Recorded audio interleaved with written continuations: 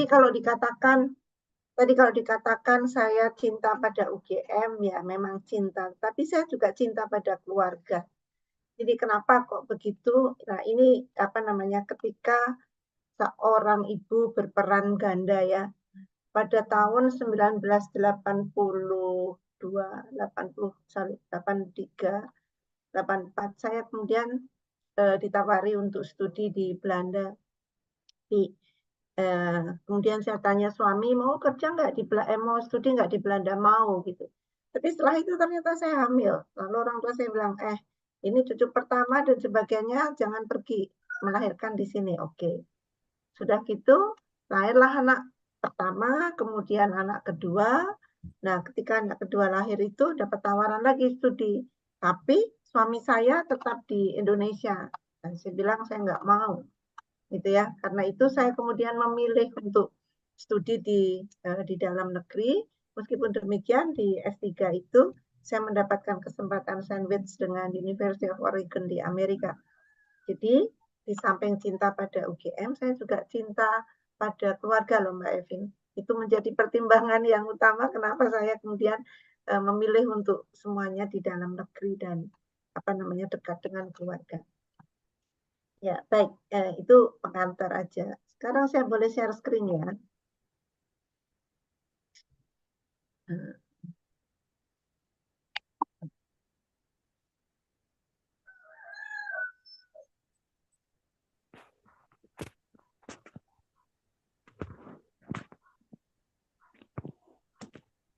Ya, saya akan mulai dari sini.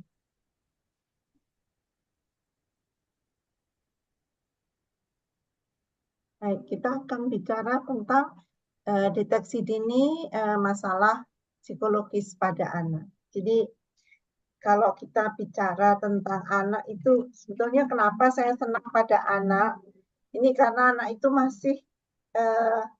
masih figur sosok yang menurut saya masih berkembang ya. Jadi kalau misalnya terjadi satu perilaku yang menyimpang dan sebagainya itu masih mudah untuk ditata. Beda dengan orang tua, apalagi kalau sudah setua saya ini sudah sulit untuk ditata ulang gitu ya. Tapi untuk anak-anak ini menurut saya pertama dia lebih mudah untuk diatur. Yang kedua, dunia anak-anak itu selalu penuh dengan kreativitas, penuh dengan inisiatif yang bebas dari segala macam pengaruh-pengaruh yang sangat standardized gitu ya. Meskipun kemudian setelah dia berinteraksi dengan lingkungan pengaruh itu akan lebih besar gitu. Tapi ketika anak-anak dia bebas di dalam berpikir, sehingga dia mau mengatakan ibu nakal kalau ibunya nggak boleh kalau anaknya nggak boleh makan permen lalu dia mengatakan ibu tuh nakal gitu. Dia masih sangat ekspresif dan dapat mengatakan dengan tulus ya, dengan apa adanya gitu. Nah, sementara itu kalau orang tua ini sudah berpikir-pikir macam-macam gitu. Dan ini dunia anak-anak ini menurut saya dunia yang menyenangkan dan dunia yang dinamis. Karena itu kemudian saya mendalami masalah-masalah ini termasuk juga bagaimana ketika anak-anak mengalami kelainan, mengalami gangguan mengalami developmental delay dan sebagainya. Baik, ini isu-isu penting yang tadi dikatakan oleh ada yang bocor. Yang dikatakan oleh Mbak Evin maupun yang menjadi dasar pemikiran ketika ketika kita membahas masalah ini. Nah, kalau katakan kemanusiaan itu telah bergerak menuju mana gitu ya. Selalu bergerak dan berubah.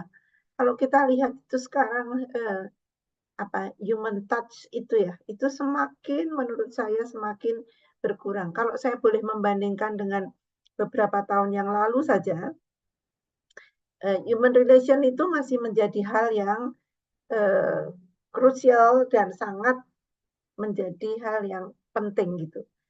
Sehingga kalau misalnya nih di pendidikan ya di universitas, dulu kalau ada mahasiswa tidak menyapa dosen, saya pernah ditegur oleh dosen saya karena ketemu papasan dengan dosen nggak menegur itu sesuatu yang aib gitu ya. Nah, tapi sekarang nggak demikian.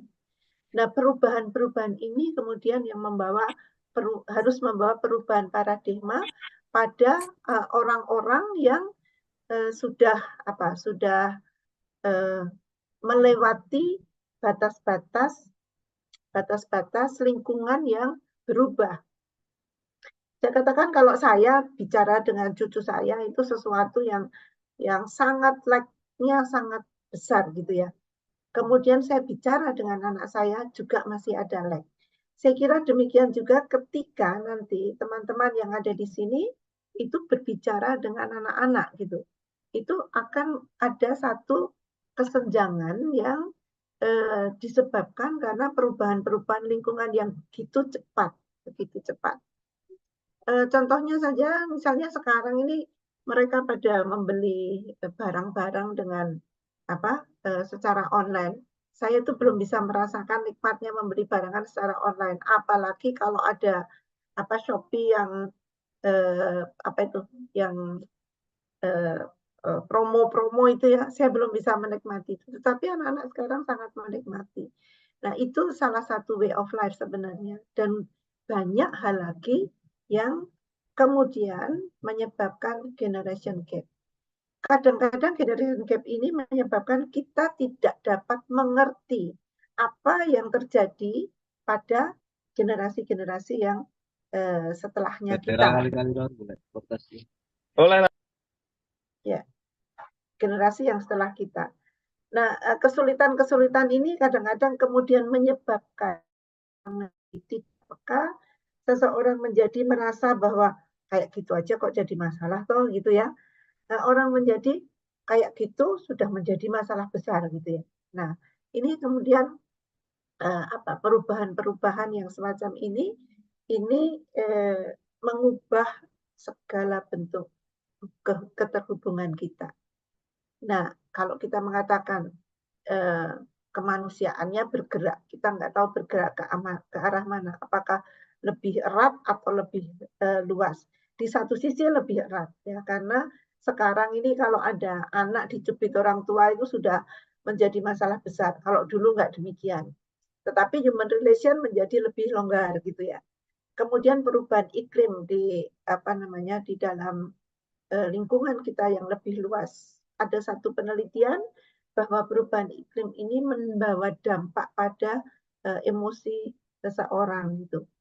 Kemudian globalisasi, wah ini sudah kita terbuka sama sekali. Zaman saya dulu TV itu adanya satu hitam putih, zaman bapak saya nggak ada TV gitu ya. Sekarang itu sudah terbuka. Kemudian ketidakstabilan politik, kita melihat dulu ketika presiden kita masih presiden Soeharto, zaman ya orang mengatakan Orde Lama, tapi tidak terjadi seperti apa yang terjadi saat ini. Jadi perubahan itu menjadi perubahan yang sangat-sangat besar dan seterusnya ya, dan seterusnya.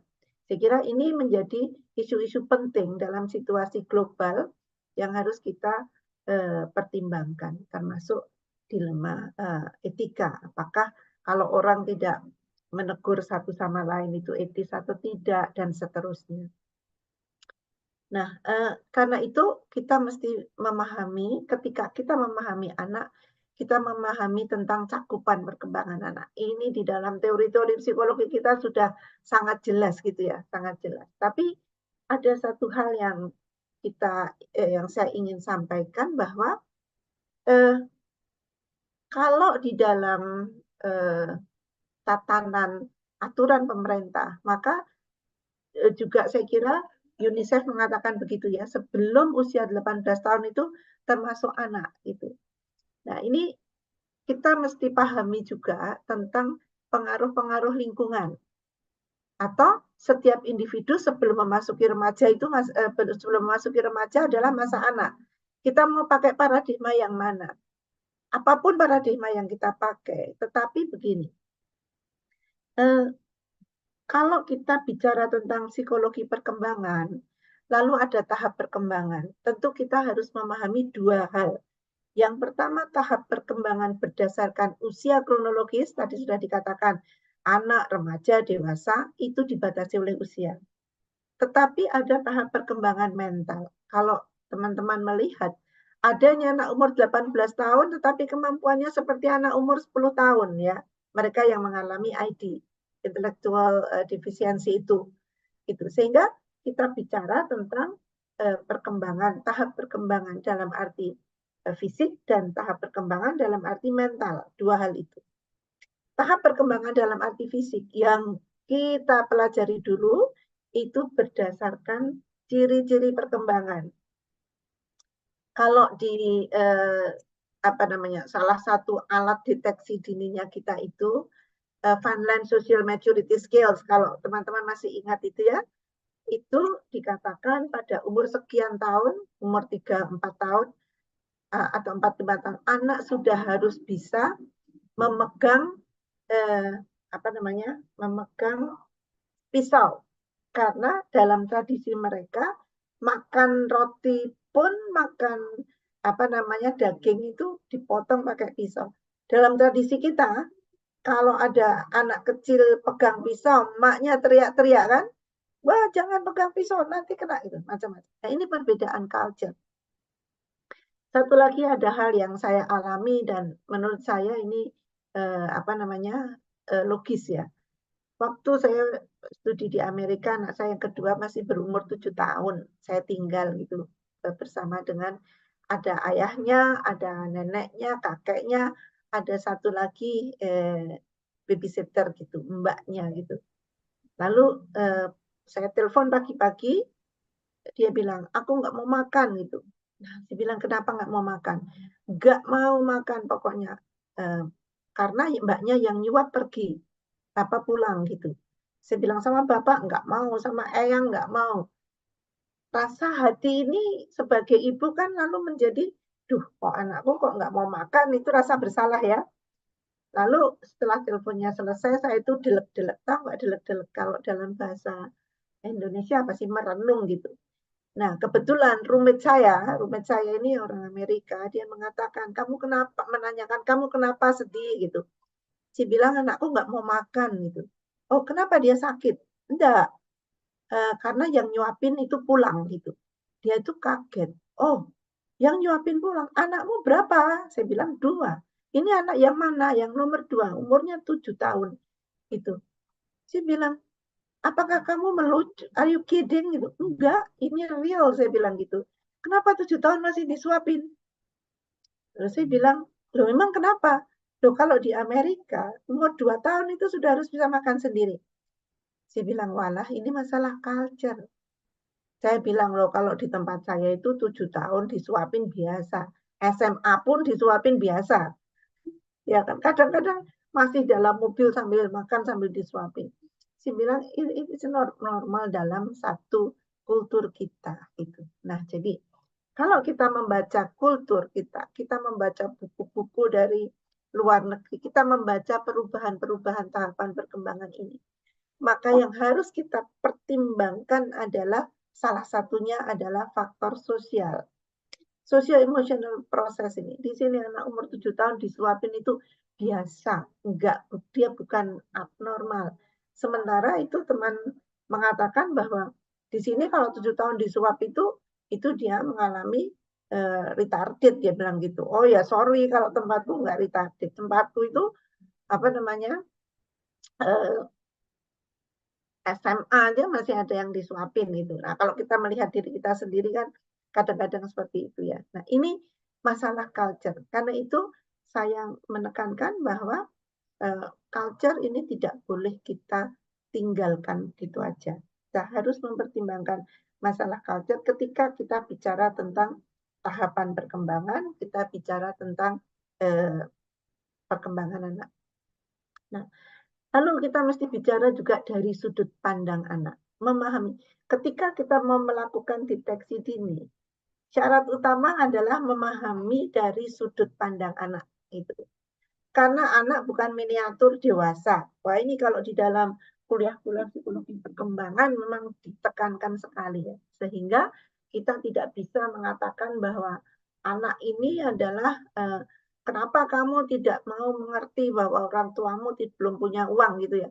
Nggak akan bisa dia mengerti. Terutama kalau dia masih dalam usia-usia dini. Ya, nanti akan kita lihat karena dia melihat sesuatu yang konkret. Lalu yang kedua kita menyadari adanya perbedaan individual. Pernah ini Mbak Desti ngajar di SD tumbuh ya. Mestinya sering kali ada orang tua mengeluh, anak saya kok belum bisa ini, sementara yang lain kok sudah bisa gitu ya, membandingkan dengan anak lain. Membandingkan dengan anak lain kadang-kadang bikin frustrasi karena adanya perbedaan individual. Apa itu perbedaan individual? Ya potensi yang dimiliki. Potensi yang dimiliki. Oleh karena itu sebetulnya kalau kita bicara tentang pendidikan dan prestasi, kadang-kadang kita tidak bisa loh mengatakan bahwa tuh temanmu ranking 1, kamu kenapa ranking 10, kamu kenapa ranking 30. Sementara anak ranking 30 senang karena angkanya banyak ya gitu. Ayo berubah. Sekarang dari ranking 30 kamu harus bisa jadi ranking 10 gitu. Emang gampang dari 30 jadi 10. Emang bisa gitu. Kalau dia rankingnya itu memang ranking 30, disuruh dia jangan berkompetisi dengan yang lain, tapi kompetisi dengan diri sendiri. Kalau sekarang ranking 30, besok kamu harus bisa ranking 29. Besoknya harus bisa ranking 27. Besoknya harus bisa ranking. Itu saya kira yang perlu ditekankan. Melawan diri sendiri itu tidak mudah ya, itu sulit gitu. Tetapi kalau itu bisa dilakukan itu bagus. Kemudian ada bagian dari anak yang tidak dapat diubah dan ada yang dapat diubah. Teman-teman sekalian, kalau kita mengetahui bahwa anak dengan istilah zaman dulu, retardasi mental dengan lemah mental, kalau diukur kecerdasannya 60, 70, dapatkah dia diubah menjadi 100? Kecerdasan, angka kecerdasannya, IQ-nya. Saya bilang karena itu kondisi neurologis, karena itu kondisi yang berasal dari kromosom, maka akan sulit untuk diubah. Bahkan kalau boleh kita mengatakan tidak bisa diubah. Karena itu kalau dia tidak bisa tidak diubah ya kita harus menerima kondisi anak.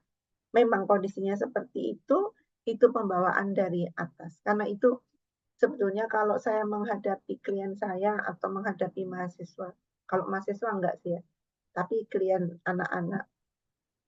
Kalau ada anak yang memang tidak mampu, karena dari sananya memang diberi kemampuan terbatas, maka kita tidak boleh jengkel, tidak boleh marah, tidak boleh memarahi dia bahkan gitu.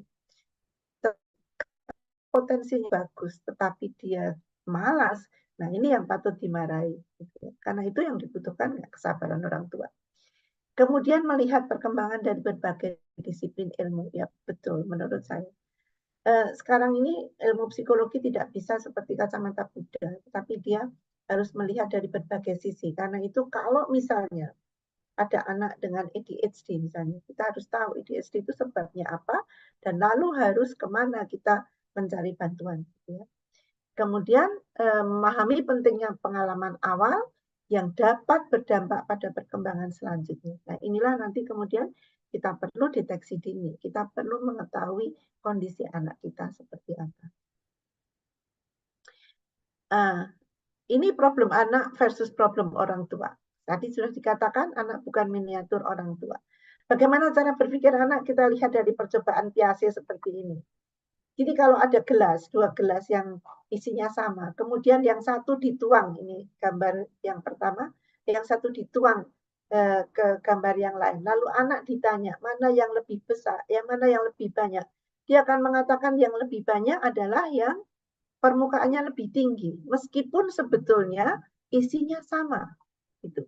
Nah ini, kalau ibu bapak ini, teman-teman ini sedang kalau putranya masih kecil kemudian ulang tahun gitu ya, lalu mereka disuguhi sirup, minuman sirup gitu, kemudian sudah ditakar oleh orang tua sama semuanya tetapi gelasnya beda-beda, itu anak bisa geger karena dia pikir yang isinya permukaannya lebih tinggi itu lebih banyak gitu.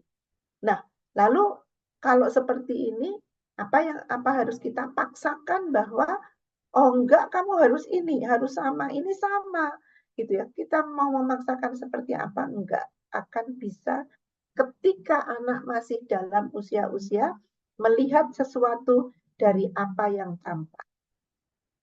Jadi kalau anak mengatakan ibu nakal, maka sebenarnya dia hanya melihat bahwa ibunya melarang dia makan permen, tetapi dia tidak melihat intensi apa sebenarnya ibunya melarang makan permen.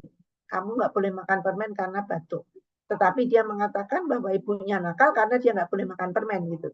Nah ini yang kadang-kadang kalau kita nggak memahami kondisi anak, kita berpikir bahwa anak itu bisa berpikir seperti kita.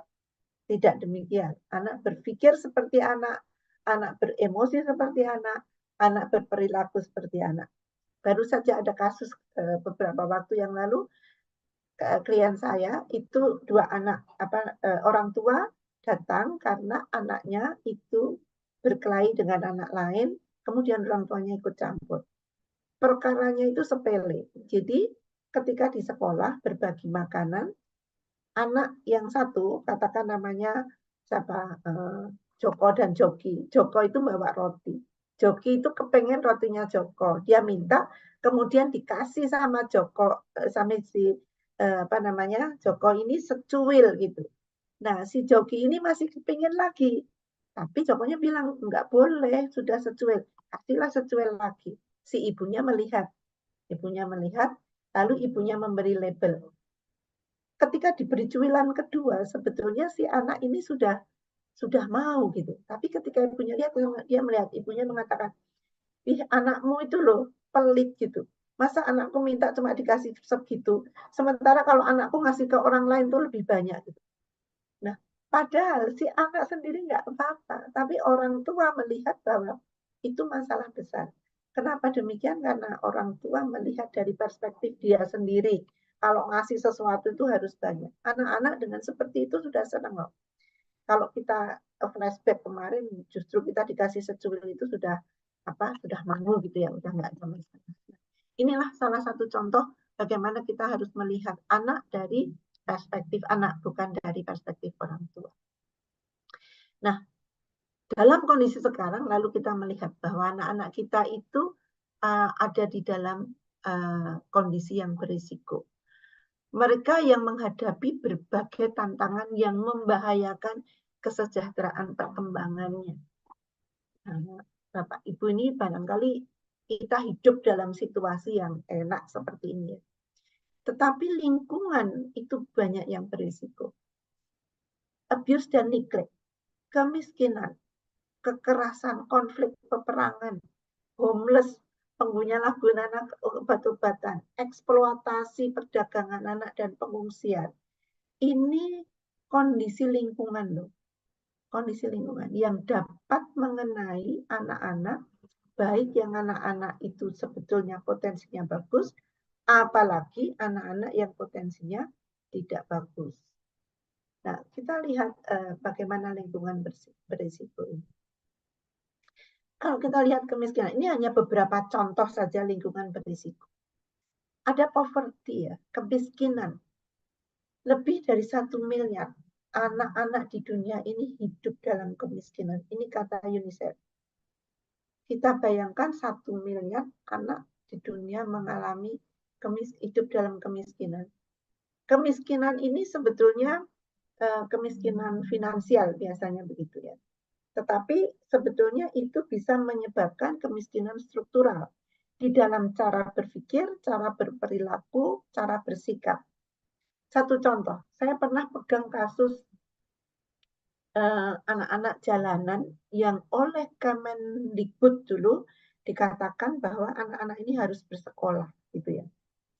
Oke, lalu kami turun ke jalan, seluruh Indonesia kami mencari anak jalan, ketemulah anak jalanan. Salah satu contoh itu adalah anak jalanan yang ada di Jogja saja misalnya yang gampang, dengan bahasa yang gampang gitu ya. Kita temui di perempatan, kemudian saya bilang, rumahmu di mana? dia tunjukkan rumahnya di mana, saya kepengen ketemu sama makmu gitu kan, ketemulah sama maknya, lalu kami mengatakan ada program pemerintah namanya apa namanya, layanan untuk anak kondisi khusus gitu ya.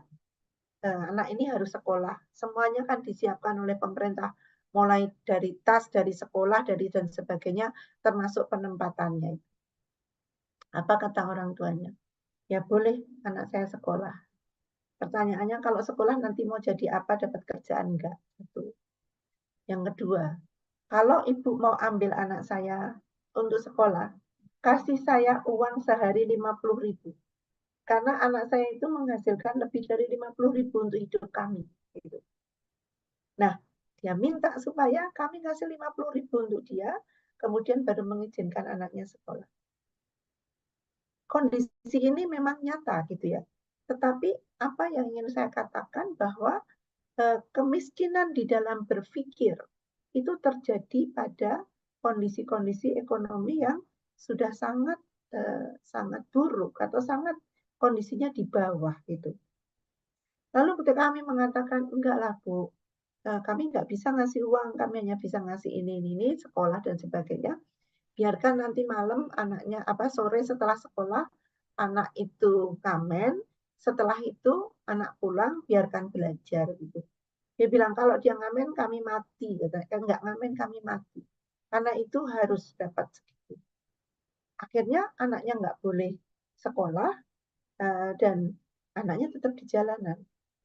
Bahkan kami buka kelas khusus yang yang seperti paket-paket itu pun tidak diizinkan.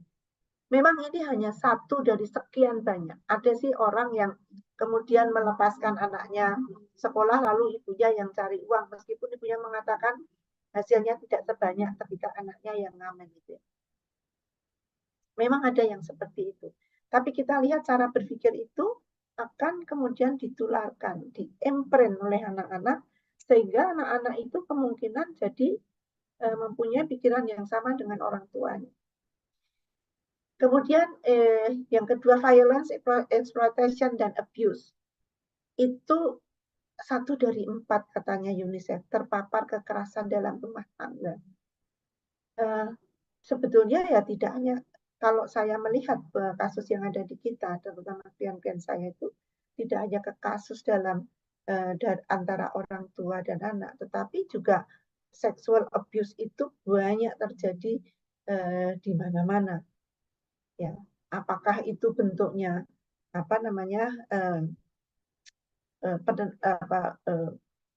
perlakuan salah terhadap seks ataukah bentuknya justru antar saudara atau antar teman, kemudian ada sodomi dan sebagainya.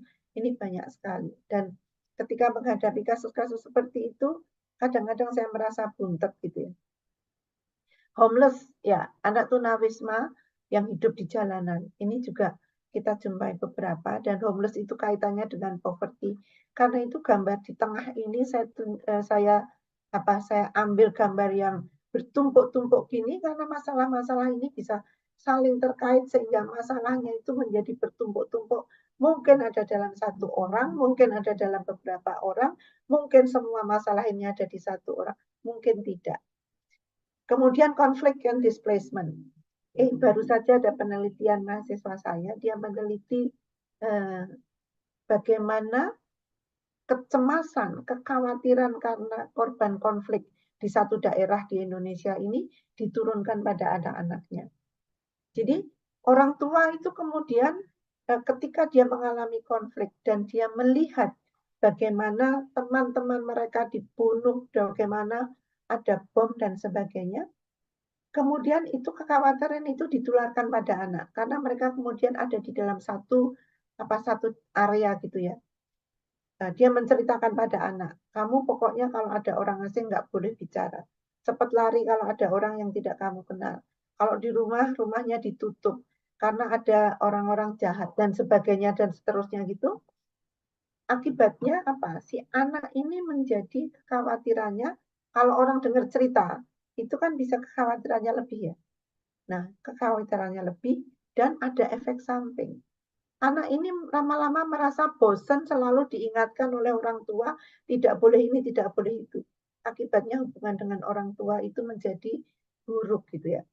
Nah, ini apa namanya banyak sekali, terutama juga mereka yang hidup di daerah konflik, daerah peperangan, mereka yang hidup di daerah apa namanya bencana alam itu.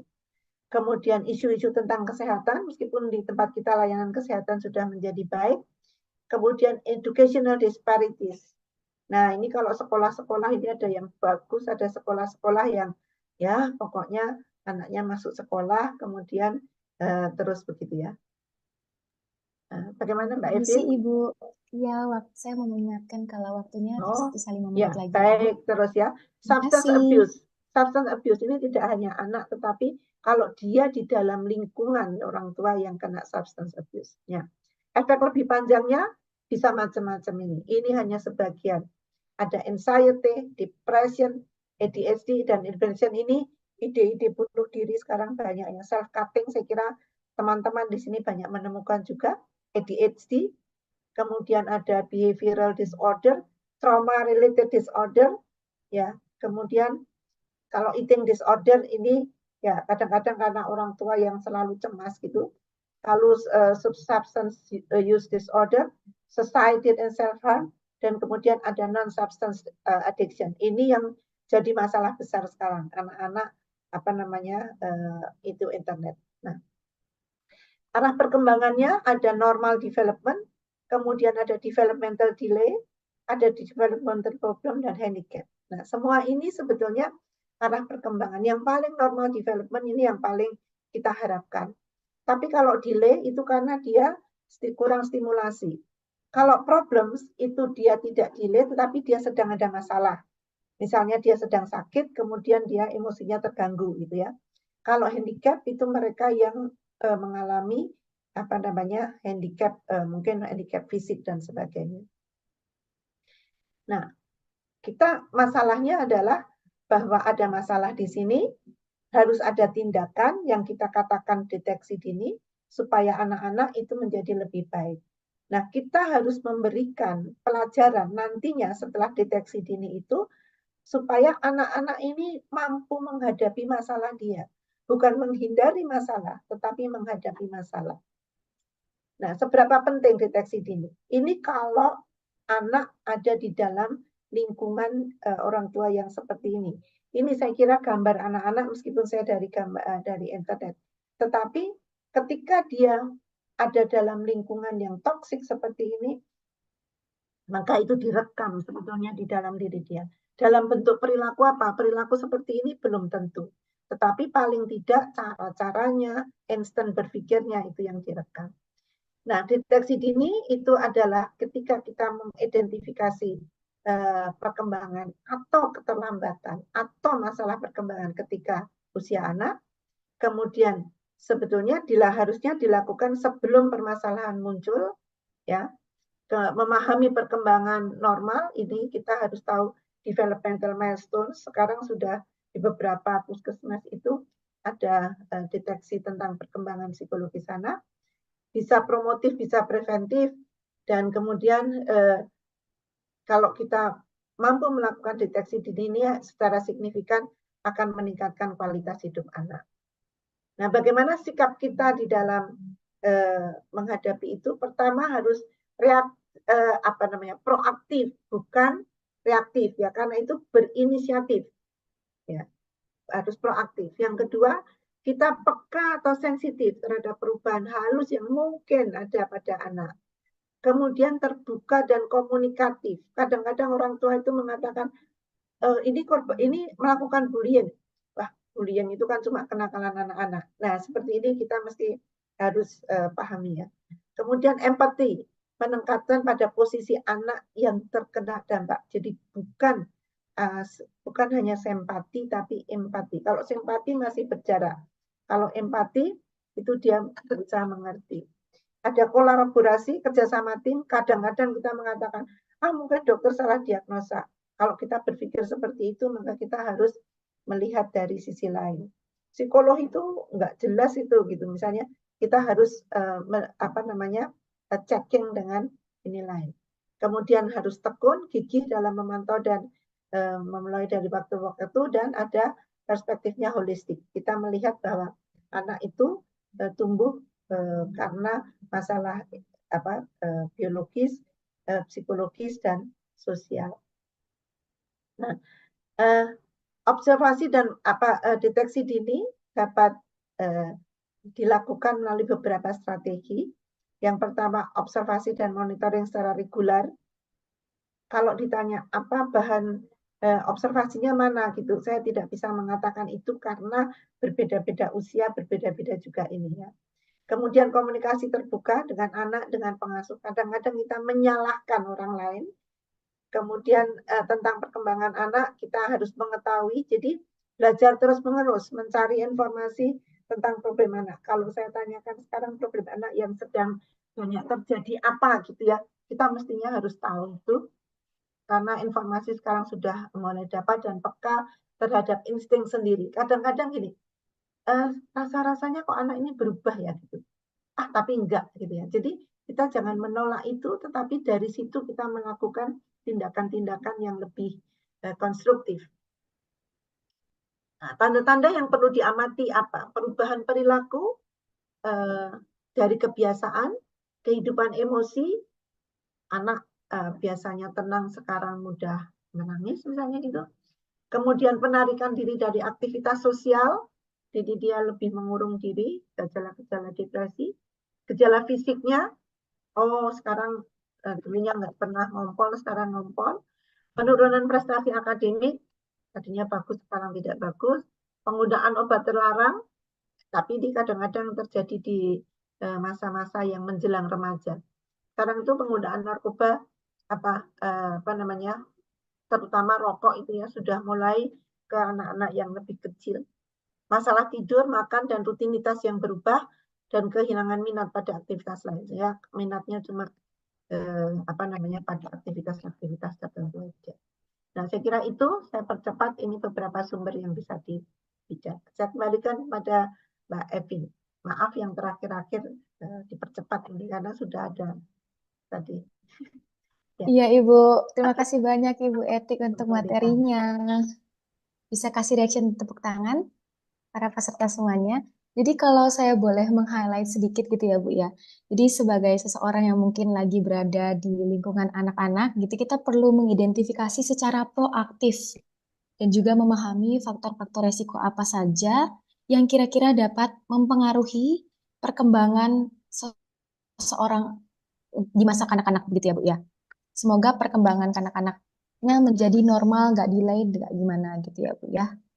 Baik, mungkin teman-teman sudah ada yang mencari tahu lebih lanjut kepada Bu Etik gitu ya lewat tanya jawab, tapi ditahan dulu karena tanya jawabnya akan kita rapel nanti di belakang setelah sesi kedua bersama dengan Bu Agnes. Kita lanjut saja ke pembicara yang kedua. Selamat siang Ibu Agnes. Selamat siang, Epi. Sehat Bu? Sehat. Oke, baik. Sehat dan bersemangat. Iya, saya izin membacakan latar belakang Ibu terlebih dahulu nih. Oke.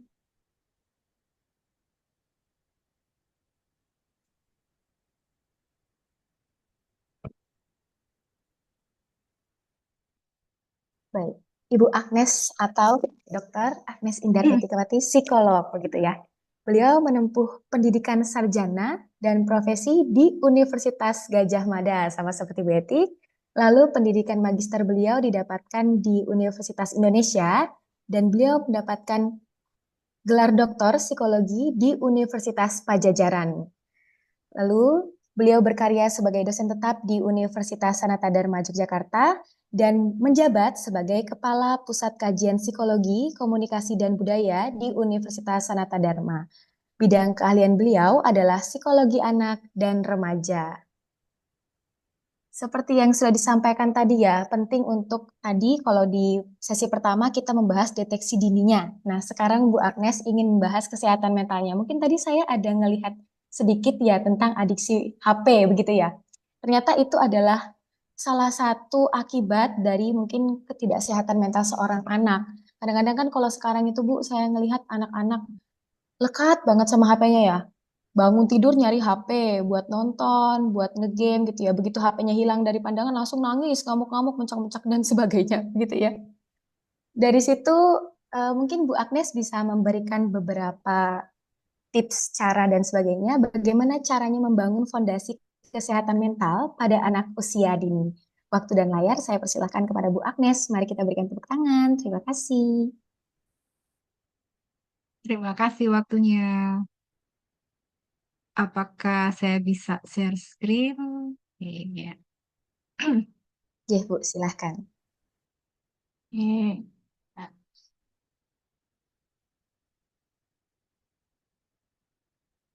baik.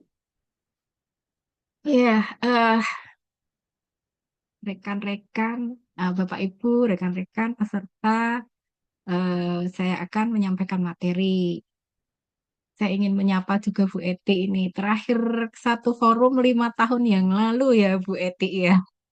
Ketika saya ujian sidang terbuka ini yang Bu Eti ini salah satu dewan penguji saya gitu ya. Jadi ini baru setelah 5 tahun yang lalu ini baru sekarang satu forum lagi nih. Ya, Ya. ya. Oke, tadi Bu Eti sudah membagikan pengetahuan tentang deteksi dini atau sebenarnya kewaspadaan ya kita terhadap apa ya risiko ya risiko anak itu mengalami masalah. Nah, kalau saya pendekatannya lebih ke pencegahan ya. Ilmunya itu kalau di psikologi itu ilmunya tuh ilmu psikologi positif begitulah ya kira-kira. Nah, untuk pencegahan. Jadi untuk mencegah itu memang dari dini ya, sejak dini. Sebaiknya memang sejak dini kita mencegah em, anak itu nantinya mengalami masalah psikologis atau mengalami hambatan perkembangan begitu ya. Nah, jadi judul saya membangun fondasi. Ini saya sudah cek ya di KBBI yang benar itu fondasi atau fondasi. Oh, yang benar fondasi gitu ya. Fondasi. Ya. Oke. Nah, sehat mental itu tuh sebenarnya seperti apa? Ya, apalagi di zaman now ini gitu ya. Sehat mental itu sebenarnya seperti apa gitu ya. Seseorang yang bisa disebut sehat mental itu bagaimana gitu ya. Nah, ini saya menyesuaikan dengan beberapa ini ya label ini saya sesuaikan dengan perkembangan zaman now ya. Kalau yang enggak ya, yang memang sejak dulu ya disebut sehat mental tuh misalnya seperti secure gitu ya. Jadi kalau orang tuh secure gitu ya, aku insecure gitu tuh ya banyak ya yang kita gunakan ya dalam sehari-hari ya anak-anak muda mahasiswa aku insecure ibu gitu ya misalnya. Nah ini berarti yang secure ya, sehat mental. Tapi saya kira juga sampai sekarang masih relate ya. Kan sekarang dibilang kamu tuh kalau insecure nggak usah main medsos deh gitu ya daripada nanti apa luka batin gitu ya kan. Ya itu secure. Bahagia apa atau bahagia itu ya bahagia itu banyak emosi positif ya lebih banyak emosi positif. Emosi negatifnya ada, tapi lebih banyak emosi positif. Dan apa ya, kalau ditanya itu merasa positif dengan hidupnya gitu ya, puas dengan hidup yang dijalani gitu ya. Balance, nah ini sekarang lagi banyak ya mahasiswa meneliti work-life balance gitu ya kan. Nah, ini relate sekali dengan kehidupan zaman sekarang ya, balance gitu. Jadi hidupnya tuh balance, nggak kerja terus, nggak sepaneng terus gitu ya, nggak keluar energi terus, tapi juga ada ininya, ada rileksnya, ada seneng-senengnya, ada istirahatnya gitu ya, tuh balance. Jadi orang tuh mampu balance gitu. Kalau nggak mampu balance tuh sebutannya apa ya? Workaholic gitu ya, kira-kira gitu ya kan? Ya, gitu. Nah, terus punya relasi-relasi yang positif ya kan? Ini termasuk anak-anak. Gitu. Lalu apalagi tadi sudah disinggung oleh Bu Eti, tangguh, resilience ini relate banget dengan zaman now ya. Karena zaman now itu kan perubahan cepet banget ya. Jadi orang tuh memang eh, zaman sekarang tuh memang harus naik level kalau sehat mental itu yaitu sampai ke resilience gitu. Resilience itu apa? Kemampuan untuk bangkit dari keadaan terpuruk. gitu ya. Di tengah stres kayak apa tetap bisa jalan ya, itu resilience gitu. Lalu tetap punya keinginan untuk maju ya. Kalau udahlah, aku udah capek, udahlah sampai di sini aja, apa artinya hidupku ini ya, itu nggak mau maju gitu ya, nggak mau berkembang. Nah itu apa menjadi sinyal, wah ini tampaknya harus istirahat dulu atau harus memulihkan diri dulu gitu ya. Kalau sehat mental ya masih punya gairah untuk maju, untuk berkembang, walaupun ke- bahkan ada yang pengen melampaui kemampuannya ya. Bisa kok. Ini bisa kok dipelajari. Nah, seperti itu ya. Oke. Nah, ini memang teorinya begitu. Saya ambil dari beberapa ahli tentang ahli-ahli di psikologi positif ya, terutama tentang teori tentang psychological well-being ya. Ada kebahagiaan. Kalau kebahagiaan itu kalau di literatur disebutnya psychological well-being, subjective well-being gitu ya. Nah, jadi memang lebih banyak emosi positif ya. Kalau ada perasaan positif terhadap hidup yang dijalani, menerima secara objektif diri sendiri dan merasa positif dengan diri ya.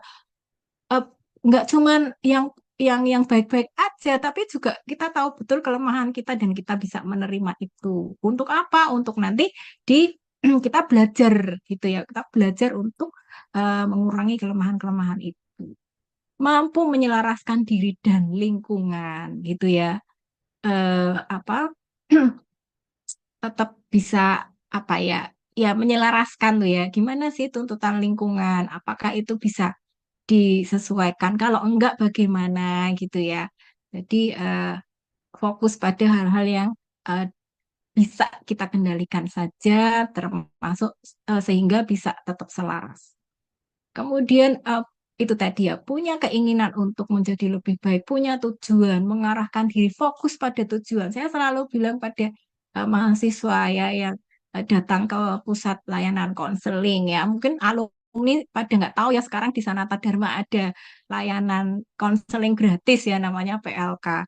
Selalu kesimpulannya itu ada pada poin begini, apapun masalah yang kita hadapi, latar belakang yang buruk sekalipun, tapi kita tetap bisa fokus pada tujuan yang mau kita capai. Nah, itu kesimpulan ya. Kalau memang benar-benar kita tuh kita nggak bisa terlepas dari masalah-masalah kita gitu, tapi bagaimana tetap kita bisa tetap apa secara mental itu kita tetap bisa baik dan berkembang gitu.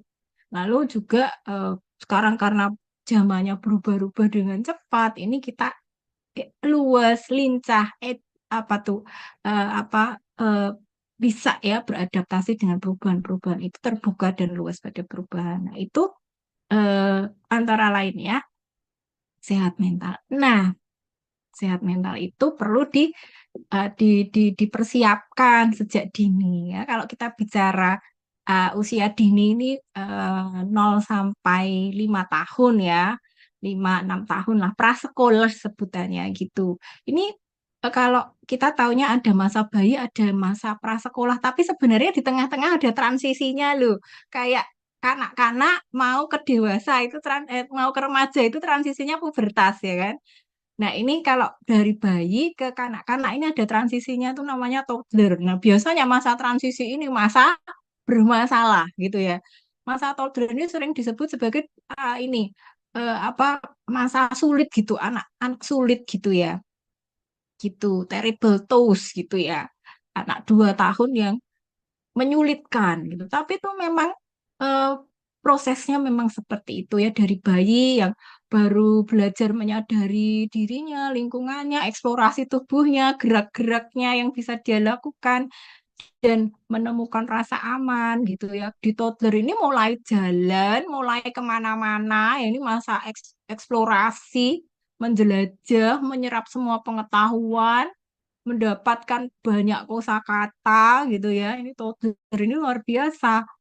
Uh, belajar juga belajar untuk menguasai tubuhnya sendiri gitu ya, termasuk toilet training. Nanti di prasekolah sudah mulai belajar mengelola emosinya ya, mengenali emosinya, mengelola apa perilakunya itu sudah mulai sedikit-sedikit gitu ya. Biasanya kita tunggu 4 tahun itu agak menurun itu negativistiknya dari toddler itu ya kan. Eh, apa konsekuensi dari perkembangan eksplorasi dan inisiatif yang besar-besaran di toddler itu negativistik ya. Kita bilang A, dia bilang B, kita bilang B, dia bilang A. Kayak gitu ya. Sih. Itu implikasi dari perkembangan kognitifnya. Dia merasa bahwa dia agen pengetahuan bagi dirinya sendiri loh. Itu usia segitu. Maka umur 3-4 tahun itu egosentrisnya nanti mulai menurun, mulai melihat lingkungan. Apa tuh yang diharapkan lingkungan? Maka usia prasekolah, prasekolah. Kenapa disebut prasekolah? Ini memang persiapan untuk sekolah. Tuh ya, belajar regulasi emosi, regulasi diri, belajar menalar gitu. Karena anak prasekolah itu belum logis. Ya, saya sering kali pakai contoh cerita itu anak-anak tuh kalau lihat Superman tuh percaya loh, wah ada orang bisa terbang ya gitu. Terus lihat film Tom Jerry itu ya ampun itu kelindes-lindes tapi bisa hidup percaya loh. Itu masih hidup gitu kelindes-lindes gitu ya. Nah, itu masih belum nalar tapi di masa prasekolah ini mulai belajar nalar gitu. Mana yang logis, mana yang enggak. Nanti di usia sekolah itu sudah tahu bahwa itu enggak mungkin gitu ya. Nah, seperti itu. Nah, di masa inilah kita perlu sebenarnya mulai gitu membantu anak-anak itu untuk membangun pondasi yang kuat gitu supaya dia nanti ketika di usia-usia selanjutnya menghadapi berbagai masalah, stres, tekanan-tekanan, tuntutan dari lingkungan itu dia siap gitu ya. Nah, ini sepanjang dari saya belajar tentang psikologi perkembangan anak, belajar tentang kesehatan mental anak, saya eh, berkesimpulan bahwa ada 4 ya setidaknya pondasi kesehatan mental yang perlu dibangun pada anak usia dini. Itu yang pertama adalah perkembangan attachment, kelekatan. Nah, ini mahasiswa kan seneng banget toh kalau penelitian pakai attachment gitu ya kan. Gitu. Eh, Attachment yang secure ya, kan attachment ada dua, secure sama insecure ya kan. Yang secure tentunya yang berkembang, kemudian yang kedua itu perkembangan inisiatif ya, yang ketiga itu perkembangan self control dan yang keempat itu social perspective taking. Saya kira itu 4 itu kok rasa-rasa itu kalau saya baca, belajar ya ketemu terus dengan materi-materi tentang kesehatan mental, terus bertemu dengan kasus-kasus ini kok 4 ini kok rasa-rasa saya kok penting banget gitu ya. Nah, dan ini bisa disebut juga ini kayak tahapan ya. Jadi kalau orang tua tuh kan suka bingung gitu ya. Ini eh, apa saja toh yang harus di ini kan di anak ya kok banyak banget gitu. Enggak sebenarnya bisa per aspek gitu. Yang penting kalau misalnya di setiap tahap tuh ada yang penting gitu ya. Misalnya di bayi itu yang paling penting itu attachment-nya dulu, rasa secure-nya dulu. Itu yang paling harus diurusin gitu ya. Lalu yang kedua itu baru ketika dia toddler itu kan udah menjelajah ya, udah eh, ke sana kemari bergerak gitu ya. Disitulah inisiatif yang perlu didorong besar-besaran, jangan dihambat. Udah masalah nanti dia yang masalah self control tuh nanti dulu ini inisiatif dulu karena disitulah kesempatan besar sekali gitu anak untuk mengembangkan mengembangkan konsep diri positif ya dia merasa dia itu bisa memiliki rasa mampu hasrat untuk berkembang disitulah gitu baru nanti setelah itu mendekati 4 tahun ya 3-4 tahun gitu ya walaupun itu sudah bisa dimulai sedikit demi sedikit tapi yang tadi yang dominan itu kalau toddler inisiatifnya dulu terus habis itu baru kita ajak belajar self control ya apa itu self control itu sebenarnya kemampuan anak untuk memahami dan bertindak sesuai dengan apa yang diterima oleh lingkungan gitu ya misalnya marah boleh oh boleh marah itu boleh, marah itu malah justru perlu kalau kita itu mau menunjukkan kita dirugikan atau dilukai orang. Tapi caranya gimana yang bisa diterima oleh lingkungan? Caranya gimana supaya lingkungan memahami bahwa dia terluka gitu ya. itu self control gitu. Nah, ini fondasi dari nanti besarnya pengelolaan diri, disiplin, regulasi emosi, termasuk itu bisa mencegah adiksi, kecanduan, nggak bisa mengendalikan diri. Dimulai sejak dini sebenarnya berlatih untuk menunda, menghentikan kesenangan gitu yang memang sudah berlebihan gitu ya. Misalnya. Lalu social perspective thinking itu eh, kemampuan anak itu untuk memahami sudut pandang atau keadaan orang lain ya, khususnya sudut pandang orang lain gitu ya. Ini harus belajar-belajar juga anak prasekolah sudah mulai belajar karena dia kan masih egosentris ya. Jadi lawan kata dari social perspective taking ini namanya egosentris. Egosentris itu kemampuan anak itu baru pada dia paham melihat situasi itu dengan sudut pandangnya sendiri gitu. Melihat bahwa orang lain tuh sudut pandangnya sama, keadaannya sama dengan apa yang dipikirkan itu sama dengan dia gitu. Misalnya apa? Eh, Papahnya baru pulang kerja capek ya kan. Terus papa ayo main gitu kan. Yang dipikirkan anak itu adalah papahnya tuh juga mestinya suka main gitu. Kenapa nggak suka main gitu ya kan? Nah, kalau sosial perspektif taking, dia lihat papahnya kayaknya capek ya. Oh ya udah mainnya nanti dulu gitu ya. Jadi ini lawan katanya egosentris. Tuh, nah, ini perlu juga karena itu fondasi dari apa? Dari keterampilan sosial nanti, dari empati. Padahal empati itu keterampilan sosial yang paling penting ya kalau menurut saya. Nah, bagaimana membangun ya? Ini satu persatu terus ya ngomongnya ya. Bagaimana membangun kelekatan aman itu. Kelekatan aman ini akan terbawa terus kan ya sampai dewasa ya. Jadi nanti ada internal working model tuh istilahnya. Jadi apa attachment yang sudah terbentuk di masa kanak-kanak akan terbawa terus sampai ke dewasa. Kalau anak di masa kanak-kanak itu insecure ya nanti ketika remaja dewasa dia juga insecure nggak terasa sama lingkungan ya merasa insecure untuk berinteraksi dengan orang lain gitu ya menampilkan dirinya gitu. Nah, bagaimana supaya terbangunnya itu yang secure? Ini mulai dari kapan? Mulai dari bayi. Bayi itu begitu sudah berapa bulan ya Bu Eti ya mungkin sudah pandangannya sudah jelas, pendengarannya sudah bersih dari cairan-cairan, otot matanya sudah mulai kuat itu kan sudah pandangannya sudah jelas. Ini bisa melihat ekspresi orang terutama orang yang terdekat, pengasuh yang terdekat. Nah, disitulah sudah bisa dimulai ya eh, apa ini apa membangun kelekatan karena kelekatan itu memang faktornya itu dari interaksi dengan pengasuh atau ibu ya yang terdekat gitu. Jadi bagaimana caranya? Jadi pengasuh ini atau ibu ini itu fokus pada apa yang keadaan bayi itu. Kalau bayinya rewel itu fokusnya bukan bagaimana bayinya itu tenang. Cup, cup, cup, udah diam, diam. Tidak, tapi fokusnya lebih, kenapa, Kak? Ini kenapa ya? Kamu kenapa? Gitu loh. Jadi fokus pada keadaan yang dialami bayi, responsif pada kebutuhan bayi, dan memberikan rasa comfort, ya, comforting. Walaupun anak itu apa rewel banget gitu ya, kita tetap calm gitu.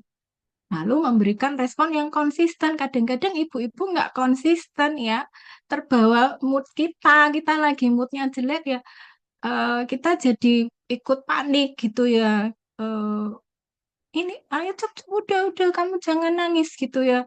Wah, mama jadi sedih nih kalau kamu nangis mama jadi bingung gitu. Tapi kadang-kadang comforting gitu ya. Kadang-kadang panik, kadang-kadang comforting. Nah ini yang membuat anak bingung gitu.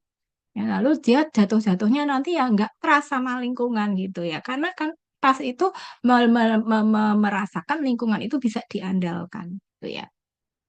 Nah, jadi attachment itu terbentuk secara mutual gitu. Kan semua anak, semua bayi itu memang lahir membawa temperamen. Temperamen itu genetik ya, rekan-rekan. Jadi semua anak itu membawa temperamen yang sifatnya genetik. Walaupun temperamen ini tidak selalu berkembang menjadi kepribadian nantinya, sangat tergantung pada lalu faktor atau proses apa dengan lingkungan ya, apa proses bersama lingkungan gitu. Nah, apa temperamen itu? Temperamen itu bisa meliputi moodnya anak, tingkat aktivitas, level aktivitasnya anak. Ada anak yang cekatan, tangkas, ada yang lamban gitu ya kan. Ada yang adaptability, mudah rewel kalau ada sesuatu yang baru gitu ya, asing. Nah, ini semua anak membawa ini sendiri-sendiri yang ada temperamen difficult child, ada temperamen yang mudah, easy child, ada yang tengah-tengah itu slow to warm up child gitu ya, bisa beradaptasi tapi butuh waktu yang agak lama. Nah, ini kalau difficult child lalu orang tua itu terpengaruh ya kan, malah ke-trigger jadi ikut apa ikut panik, ikut kesel gitu ya. Nah, nanti itu balik berpengaruh ke anaknya, jadi nggak nyaman gitu terus muter kayak gitu. Jadi saran kami kalau orang tua tahu bahwa oh anakku difficult child, nah bagaimana kita itu tidak terpengaruh gitu, tetap calm, tenang gitu. Nah anak malah justru bisa belajar bagaimana tetap menghadapi situasi itu dengan tenang gitu ya. Nah, nanti kalau memang anak itu terbentuknya itu attachment yang secure, dia tandanya adalah dia setiap reunian, setiap bertemu, maksud saya bertemu dengan pengasuh itu rasanya juga dia tuh nyaman gitu ya. Sehingga kalau dia merasanya aman, nyaman, maka dia nanti di toddler itu akan eksplorasinya akan justru ini kuat ya, karena dia apa dia eksplorasi itu merasa bahwa ada seseorang yang bisa saya andalkan kalau ada sesuatu saya bisa lari ke ibu saya pengasuh terdekat ini gitu ya sehingga dia akan percaya diri eksplorasi justru seperti itu kalau anak itu secure attachment tapi kalau insecure malah dia tuh kelingin gitu nggak mau kemana-mana gondeli ibunya terus gitu ya jadi anak yang clinging itu sebenarnya ambivalen. Di satu sisi dia itu sebenarnya nggak nyaman sama ibunya, tapi di sisi lain dia udah terlanjur belajar cemas gitu ya. Oke. Nah, lalu yang kedua inisiatif. Ini tadi di toddler ya. Wah, ini udah mulai jalan ke sana kemari. Wah, ini sangat melelahkan ya. Bapak Ibu, rekan-rekan kalau usia segini ya. Nah, apa-apa dicoba. Ini TV itu kalau dipencet-pencet efeknya gimana? Ini dikasih mobil-mobilan malah ditanam di tanah. Ini efeknya gimana gitu ya?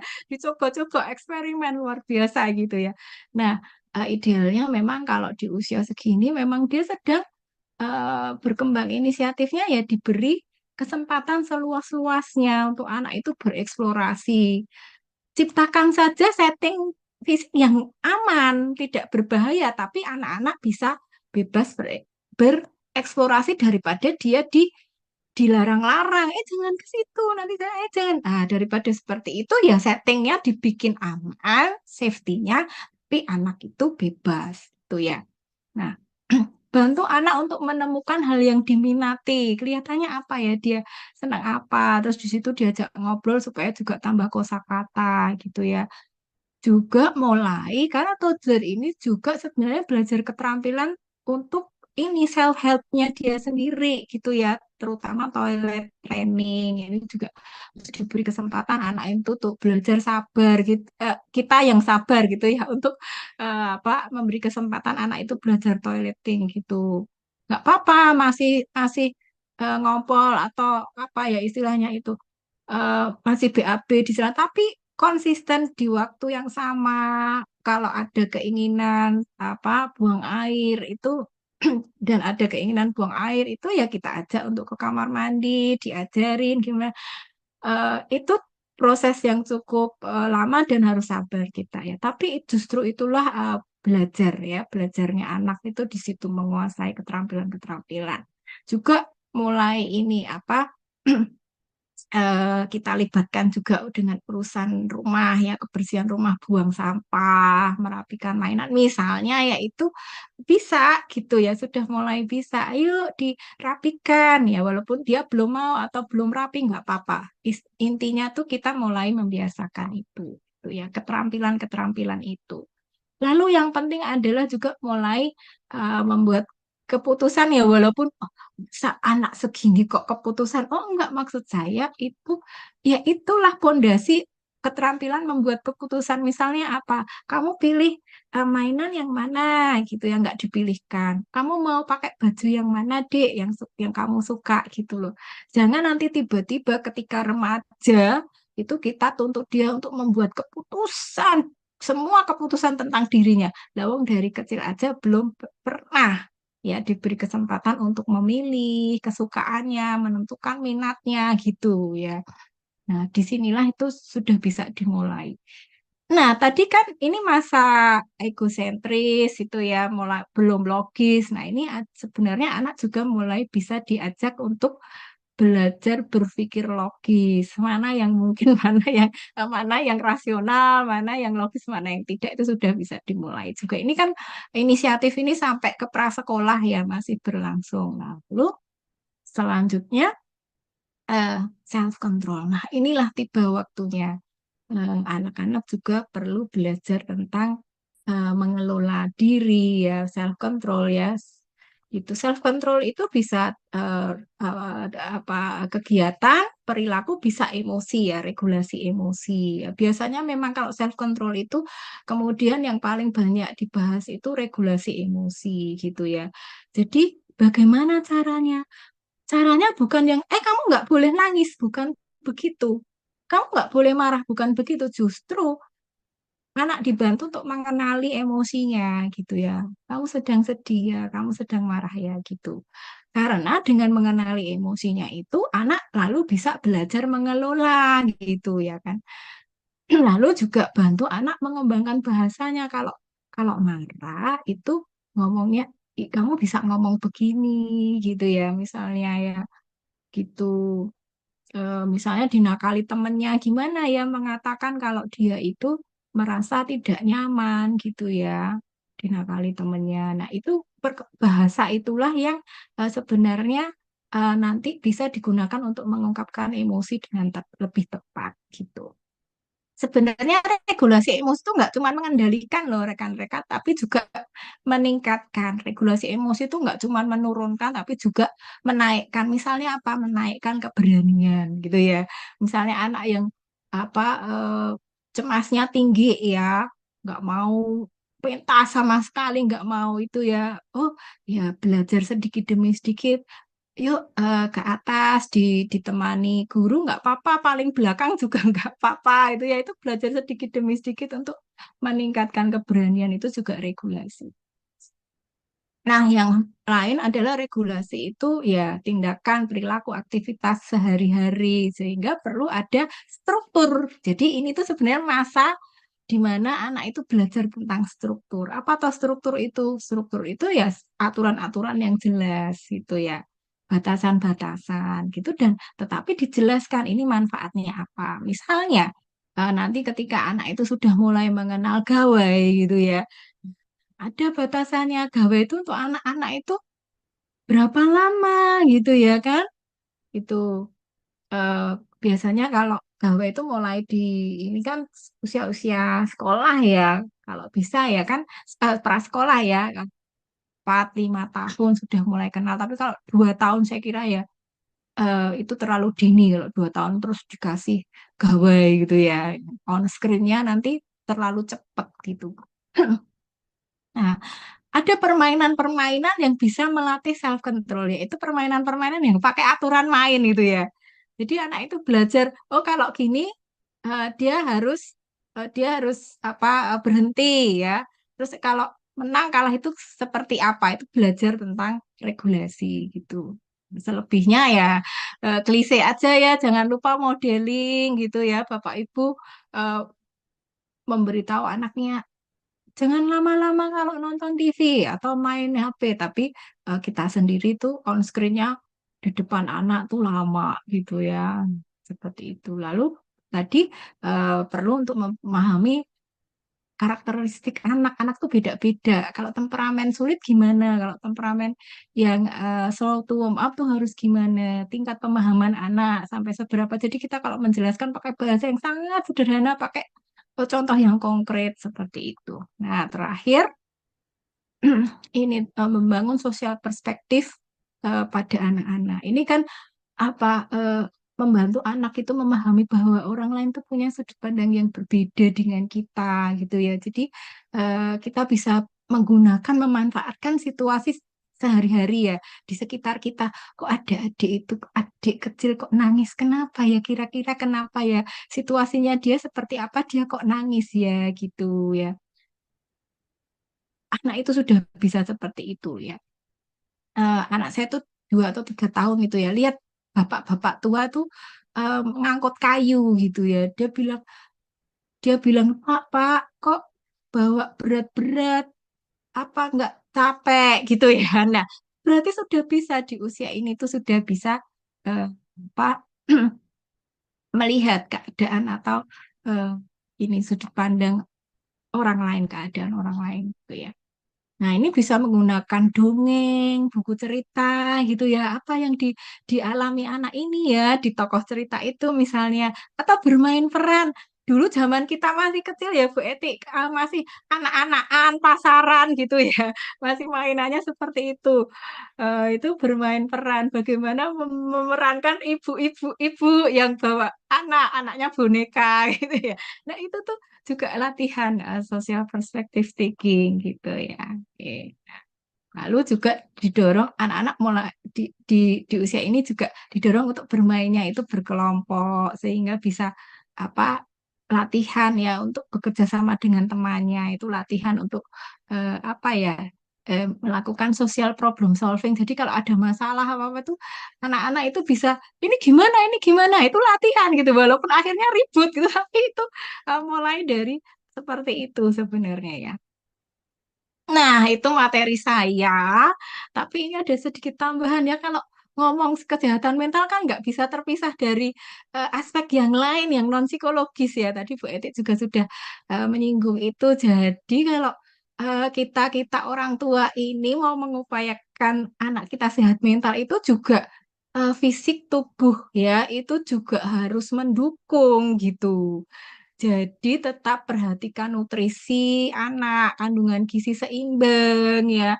Gimana supaya anak-anak tuh juga menyukai sayur misalnya seperti itu ya. Caranya gimana supaya nggak jadi picky eater gitu karena itu akan mengancam keseimbangan gizi ya dalam tubuhnya gitu. Batasi waktu on screen. Nah, nanti ada caranya. Lalu pastikan anak tetap aktif, jangan mager-mager terus, mager terus gitu itu juga nanti ada efek juga ya ke fisik dan juga ke mental gitu. Lalu yang penting itu waktu tidur gitu. Kenapa? Waktu tidur itu adalah waktu di mana sel-sel dalam tubuh kita termasuk sel neuron, sel otak kita itu melakukan perbaikan, regenerasi gitu. Jadi kalau eh, tidurnya malam-malam banget seperti itu kapan ya eh, sel-sel otak itu memperbaiki diri itu ya. Agak serem juga ini di sini. Nah, ini tips ya.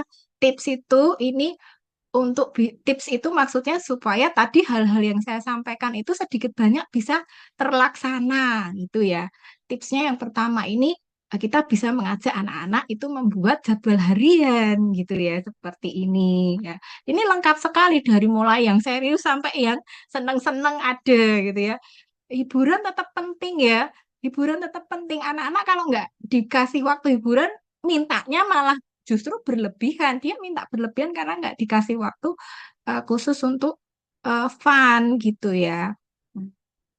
Lalu juga apa anak-anak tuh juga kita libatkan dalam doing apa itu kegiatan domestik rumah tangga, tapi dengan suasana yang menyenangkan dan ini sudah terjadwal jadi anak-anak tuh sudah ini pembiasaan gitu. Nah ini bisa sedikit banyak cover beberapa tadi ya, beberapa fondasi tadi. Lalu yang tips kedua ini, jadikan kesenangan anak sebagai reward gitu. Kalau dia itu senangnya main HP itu jadikan reward. No screen time until, nah itu boleh screen kalau kamu udah apa? Nah ini tergantung ibu-ibu, bapak, ibu, rekan-rekan mau eh, menyasar perilaku yang mana ya. Misalnya eh, baca 20 menit gitu. Ini contoh ya, ini saya nemu di Pinterest, saya tuliskan tuh sumbernya. Gitu misalnya. Menyelesaikan PR misalnya, atau dia sudah membersihkan apa kamarnya gitu misalnya ya. Boleh on screen gitu ya. Jadi eh, manfaatkan apa yang menjadi kesenangan anak sebagai reward. Demikian dari saya, terima kasih. Mudah-mudahan nggak lewat terlalu banyak waktunya. Terima kasih Bu Agnes untuk materinya. Silakan dicatat secara mandiri ya Bapak-bapak, Ibu-ibu, atau mungkin rekan-rekan yang punya keponakan atau tetangganya yang masih kecil-kecil begitu ya. Tadi selain kita mempelajari beberapa hal, mungkin secara psikologis tadi ada kelekatan yang harus aman gitu ya Bu ya. Attachment-nya. Terus juga harus ada inisiatif dari anaknya, self-control-nya. Jangan lupa social perspective taking.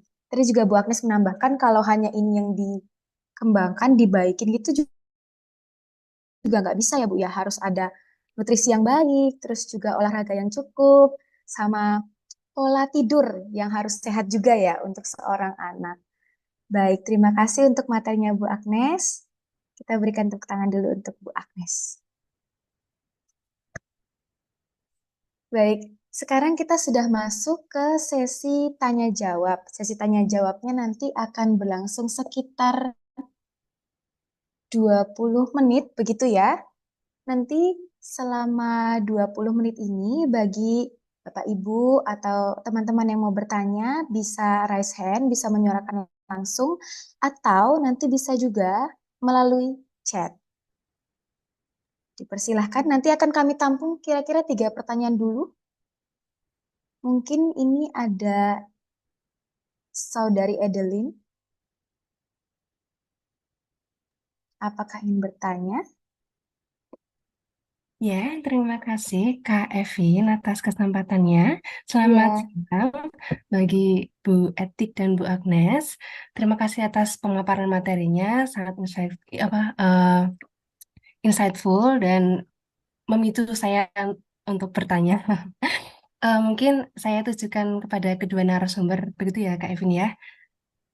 Nah, eh, pertanyaan saya terkait dengan kondisi mental anak-anak sejak usia dini, prasekolah, TK khususnya, sampai remaja. Nah, saya menemukan kasus ada anak yang kekurangan kasih sayang dari orang tuanya, bahkan tumbuh kembangnya itu tidak didampingi, seperti yang Ibu Etik dan Ibu Agnes jelaskan tadi, ada support system dari orang tuanya. Tetapi orang tua yang di sini saya lihat masih konservatif begitu, jadi agak tidak peduli dengan bagaimana tumbuh kembang anaknya. Yang penting anaknya sudah eh, diberi makan, diberi uang untuk sekolah, sehingga seakan-akan di sini tumbuh kembang anak itu menjadi PR mandiri bagi anak tersebut. Nah, lalu dampaknya eh, ini yang ingin saya tanyakan, apakah jiwa anak-anak yang tidak terpenuhi kasih sayang dan bimbingan dari orang tuanya ini akan eh, menuntut untuk dipenuhi ketika usianya beranjak dewasa, bahkan hingga remaja. Dan apakah dengan ketiadaan peran orang tua yang mungkin zaman sekarang istilahnya fatherless, motherless itu akan memicu ketidakstabilan jiwa anak sehingga anak tidak bisa mengenali dirinya secara penuh. Siapa sih saya ini sebenarnya dan apa sih yang saya bisa gitu begitu. Lalu ya yang kita ketahui sebenarnya jati diri mungkin ya. eh, apakah anak ini akan terganggu proses penemuan jati dirinya bahkan hingga remaja, apakah mungkin jika seandainya karena dia masih tidak stabil jati dirinya, dia seakan-akan di satu waktu bisa menjadi orang dewasa, orang yang lebih dewasa daripada umur biologisnya. Dan di satu titik tertentu juga ketika inner child-nya tadi yang belum terpenuhi itu eh, tertrigger, lalu dia bersikap seperti kembali lagi waktu dulu menjadi anak-anak ketika dia tidak mendapatkan kasih sayang dari orang tuanya. Nah, kira-kira apakah memungkinkan eh, dampak-dampak tersebut dan kira-kira bagaimana cara mengatasi eh, keadaan psikologis anak yang demikian dengan kondisi orang tua yang tidak teredukasi begitu. Mungkin demikian pertanyaan saya Kak Evin. Terima kasih sebelumnya. Baik, terima kasih Mbak Edelin atau Edeline disebutnya. Mohon maaf, mau konfirmasi. Oh ya, maaf, panggilan saya Hega. Oh, Mbak Hega. Oke, baik. Pertanyaan Mbak Hega akan kami catat dulu ya. Jadi kami akan menerima sekitar 2 atau 3 pertanyaan dulu, baru nanti dijawab oleh narasumber. Terima kasih Mbak Hega karena sudah bertanya. Baik, terima kasih. Lalu, lalu di sini ada yang sudah raise hand juga. Tadi sebelumnya yang pertama, Ibu Desti, nggih. Halo, selamat siang. Selamat siang, silahkan. Ya, Mbak Epin, Bu Agnes, Iya, dan semua teman-teman. Suara saya terdengar dengan jelas. Jelas, suaranya jelas. terdengar jelas. Berkaitan dengan perkembangan anak ya, saya ingin menanyakan bagaimana caranya untuk memaksimalkan anak dengan kondisi perkembangan mental dan kronologis yang berbeda, terutama untuk anak-anak di usia 5 sampai dengan 10 tahun. Itu yang pertama, karena ini berkaitan dengan nantinya bentuk pendampingan yang harus kami lakukan. Yang kedua adalah dengan perkembangan tersebut yang tadi saya sebutkan itu, maka itu akan membuat kondisi terutama di sosial ya, anak-anak itu akan muncul reporting atau mengadu gitu. Nah, apakah ada tips-tips yang bisa kami lakukan supaya anak-anak dapat menyelesaikan masalahnya secara mandiri? Itu saja. Terima kasih. Selamat siang. Terima kasih pertanyaannya, Bu Desti. Harap ditunggu terlebih dahulu, nggih. Untuk pertanyaan yang ketiga,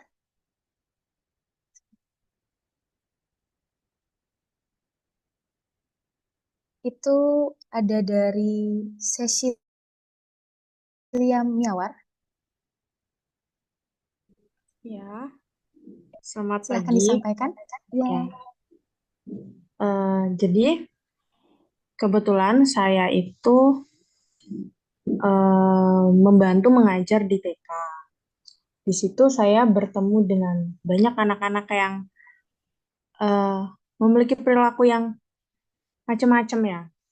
Nah, salah satunya ini yang mengundang perhatian saya adalah ada satu anak yang dia itu sulit diajak untuk bergabung dengan temannya. Jadi bergabung melakukan aktivitas bersama temannya, baik itu belajar ataupun cuci tangan sebelum makan bersama temannya, baris itu sulit sekali. Dia selalu menyendiri, bahkan bermain pun sendiri. Nah, itu mengundang perhatian saya. Kira-kira hal apa yang bisa saya lakukan untuk menyikapi perilaku anak yang seperti itu sebagai sebagai orang dewasa gitu. Melihat bahwa di usia-usia prasekolah ya, itu anak-anak kan sudah mulai diajak untuk belajar bersosialisasi gitu. Jadi kira-kira bagaimana hal yang perlu saya lakukan atau cara saya untuk menyikapi perilaku anak-anak yang seperti itu. Terima kasih. Terima kasih Mbak Cecilia. Untuk rekan-rekan yang pertanyaannya belum disebutkan atau belum kami berikan kesempatan, mohon ditahan terlebih dahulu, okay? Supaya nanti pembicaranya bisa pelan-pelan bernapas gitu ya. Untuk 3 pertanyaan yang pertama, di sini pertanyaan yang pertama itu ada dari Saudari Adeline gitu ya. Ada seorang anak yang mungkin kurang kasih sayang dan didampingi orang tuanya.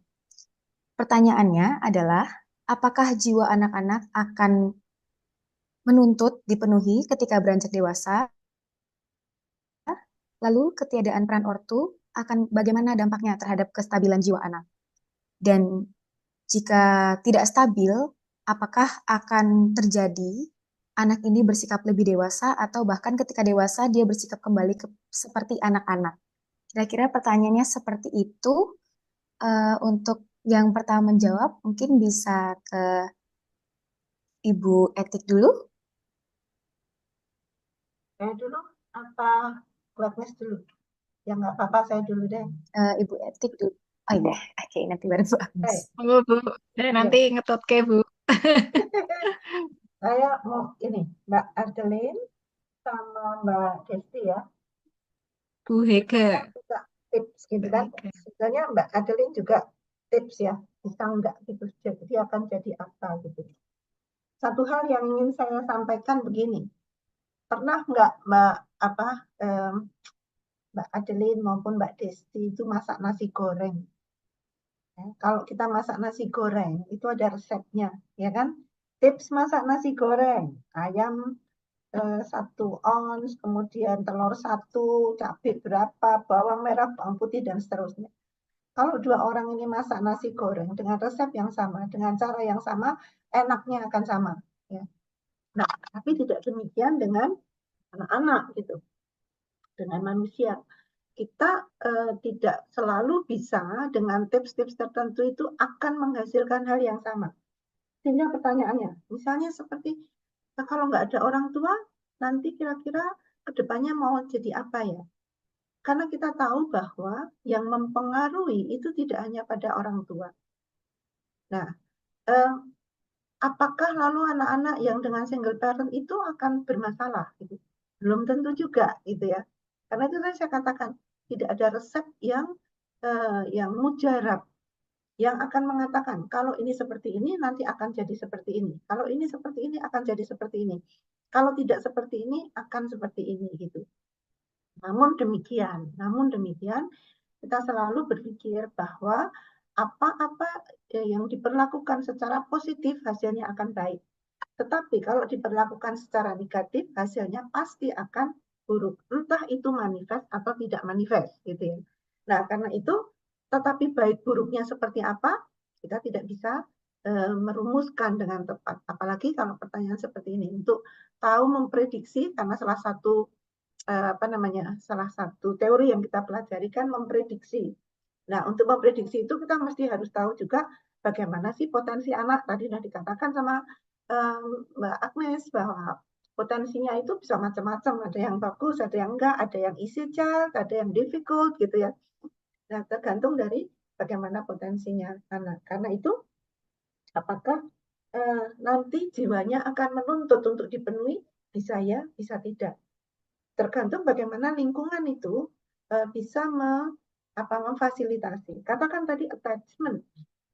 Bagaimana seorang tumbuh dengan attachment yang secure. Pertama, kalau orang tua peka, dapat memenuhi kebutuhan anak dan sebagainya, itu tadi ada beberapa poin itu. Nah, sekarang kalau katakan anak lahir ibunya meninggal, kemudian ada pengasuh pengganti, entah itu tantenya entah apa. Tapi kalau pengasuh pengganti ini bisa memenuhi persyaratan untuk muncul attachment, maka dia akan muncul attachment-nya akan secure. Tetapi kalau tidak bisa, anak nangis didiamkan saja, ya kemungkinan itu tidak akan muncul securely attached, dan itu berpengaruh pada yang seterusnya gitu ya. Karena itu apakah nanti untuk dipenuhi tergantung gitu. Kalau di gambar saya tadi, di sini ada anak-anak yang bermasalah, lalu kita mau seperti apa di tengah ini? Kita mau diam saja, kita mau memperbaiki, atau ada orang pengganti, atau seperti apa? Yang penting ketika endingnya itu anak bisa sejahtera atau mentally health itu dicapai gitu ya. Bukan berarti anak yang sehat mental itu tidak pernah punya masalah gitu. Tetapi dia bisa mengatasi masalah itu atau juga dengan lingkungannya sehingga kemudian menghasilkan sesuatu yang positif. Dia tetap bisa adjustment, dia bahagia, dia sejahtera, dia mempunyai masa depan yang baik gitu. Ini menurut saya begitu. Kalau didiamkan saja, ya tentu efek negatif ini akan hal negatif ini akan berefek negatif. Tapi kalau di tengah-tengah ini ada sesuatu yang dia bisa lakukan, ya maka dia akan menjadi sehat mental. Menurut saya seperti itu. Kemudian Mbak Desti, ini pertanyaannya baru yang pertama ya? Apa langsung kedua? Baru pertanyaan pertama, Ibu. Jadi pertanyaan pertamanya ditujukan kepada Bu Etik dan juga Bu Agnes Oh begitu. ya, itu sih jawaban saya. Jadi Oh, baik. kita jangan pakai apa namanya resep seperti bikin nasi goreng. Kalau seperti ini pasti seperti itu. Karena Menyamakan. kita ada individual differences ya kan, dan Iya. dua anak kembar aja bisa berbeda kok gitu ya. Silakan monggo Mbak Mbak Agnes untuk tambahkan. Setuju ya. Jadi apa? Kalau pertanyaannya itu kalau kebutuhan tidak terpenuhi di masa kanak-kanak bisa nggak apa muncul gitu ya di masa dewasa ya? Sangat bisa gitu ya. Kalau menurut apa yang saya pikirkan ya ketika mendapatkan kasus-kasus seperti itu tuh sepertinya mereka itu yang tidak mendapatkan ya pemenuhan kebutuhan terutama kasih sayang itu tidak punya sumber kebahagiaan, tidak punya sumber motivasi. Jadi ketika sudah remaja, dewasa itu ya itu seperti mencari ap- mencari atau bahkan tidak punya motivasi. Jadi ada seseorang yang tidak pernah dapat perhatian dan kasih sayang dari orang tua, dia itu tidak punya tujuan hidup, tidak punya motivasi untuk apa saya kuliah gitu ya, untuk apa hidup ini gitu ya. Bahkan saya nggak kenal sama diri saya gitu ya. Nah, sehingga kalau ini memang belum belum didapatkan, bisa jadi memang ketika di usia manapun dia merasa ya nggak punya itu gitu jadi masih mencari gitu ya masih mencari atau bahkan ya sudah nggak pengen mencari ya. Sudah apa ya sudah tidak punya arti gitu ya. Nah itu tapi sekali lagi tadi Bu Eti juga menyampaikan itu tergantung individunya dan tergantung menurut saya sih untung-untungannya ya kalau beruntung ketemu Bu Eti ini terus dapat konseling gitu ya. Dapat konseling itu lalu terbantu. Dibantu untuk apa? Untuk menyadari gitu, menyadari apa sih yang sebenarnya terjadi pada dirinya, pada hidupnya, permasalahan apa yang sebenarnya dia alami, dia menyadari itu, tetapi tidak berhenti di situ. Dia bisa menerima gitu, menerima berbagai masalah itu sebagai riwayat dalam hidupnya, ya. Tetapi kemudian dia tetap fokus ke depan gitu ya. Nah, itu perlu dibantu kalau kalau misalnya nggak dibantu mungkin prosesnya akan sangat panjang ya. Dia bisa menemukan insight seperti itu. Ya, itu. Itu saya kira itu ya. Sehingga memang nih faktornya memang ya kalau orang tua ya yang tidak memberikan kasih sayang, perhatian itu memang salah satu faktornya itu memang pengetahuan ya. Orang tua yang tidak memang yang akses pengetahuannya itu rendah karena sesuatu hal gitu ya. Dia memang tidak tahu bahwa ini tuh penting banget gitu ya. Intinya tuh yang penting anaknya warak sekolah udah gitu ya, sehat gitu ya. Nah, oke, saya kira itu mudah-mudahan menjawab ya. Mudah-mudahan menjawab.